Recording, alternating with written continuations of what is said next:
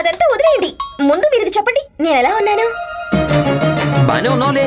ఎక్కడికి వెళ్తున్నావు? నేను ఎక్కడికి వెళ్తాను? దాసిగా మారడానికి ముందు కొంచెం అలంకరించుకొని చూసుకుంటున్నాను. ఎందుకంటే మీరు ఓడిపోయిన తర్వాత సైతాన్ సింగ్ మమ్మల్ని ఎలాంటి పరిస్థితుల్లో ఉంచుతాడో ఏమో. అసలు మన కొడుకు గతేమవుతుందో. మీరు ఇలా చేస్తారనుకోలేదు నాన్న. నాకు నడక రాకముందే మీరు నన్ను దాసుని చేసేశారు. నేను ఎప్పుడు ఎత్తండి ఎత్తండి అంటూ ఉంటాను. అప్పుడు ఒక్కసారి కూడా వెళ్ళలేదు. కానీ ఈ రోజు ఎవరి మాట వినకుండా దరిద్రాన్ని వ్యతిరేకించుకున్నారు. ఇప్పుడు మన భవిష్యత్తు ఏమవుతుందో ఏంటో. లేండి.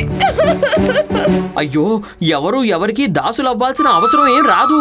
ఒకవేళ మీరే ఇంతలా భయపడిపోతుంటే ఇంకా నా పరిస్థితి ఎలా ఉంటుంది?